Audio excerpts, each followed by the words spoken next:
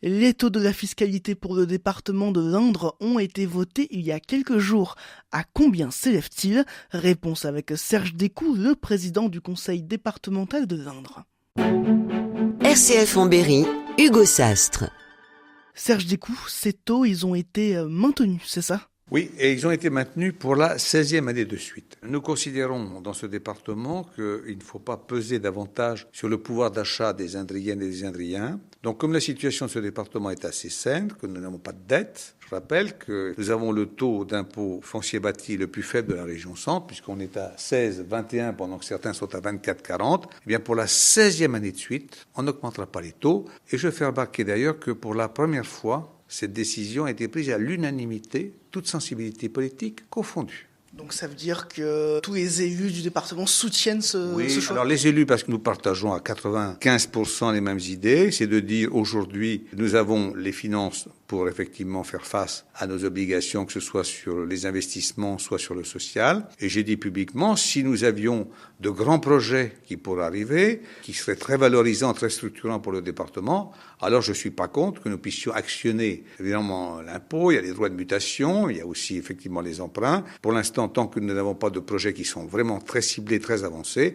il n'y a pas matière à, encore une fois, pénaliser davantage le pouvoir d'achat de nos concitoyens, donc c'est pour cela que nous n'augmentons pas. Je fais remarquer également que sur les droits de mutation, ce qu'on appelle les DMTO, nous sommes le département de France où les DMTO, les droits de mutation, sont les plus faibles de France, puisque nous sommes à 3,8%, et que sur l'ensemble des départements de France, ils sont à 4,5%. Je fais remarquer que si nous, on passait de 3,8 à 4,5 comme tous les autres départements de France, on aurait une recette supplémentaire de l'ordre de 2,5 millions à 3 millions d'euros par an.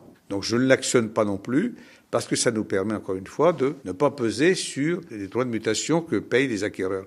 Et puis dernier point quand même important, c'est que pour ceux qui sont dans des logements sociaux, PAC ou que ce soit chez Scalis, on a considéré que ceux qui avaient travaillé toute leur vie, qui avaient de petits moyens et qui, en prenant leur retraite, en avaient encore un peu moins, lorsqu'ils achètent leur appartement, eh bien, nous avons décidé de les exonérer à 100%. Et ça nous a permis de constater que l'année dernière, il s'est vendu 66 appartements dans ce département et que, grosso modo, c'est un avantage de 2250 euros par propriétaire qui achètent, et ils me disent, c'est intéressant parce que ça nous fait une économie de 2250 euros en moyenne, et ça nous permet soit de faire des travaux, soit effectivement d'avoir un débours qui est inférieur à ce qu'il aurait pu être si vous n'aviez pas une exonération. Donc voilà, une mesure importante.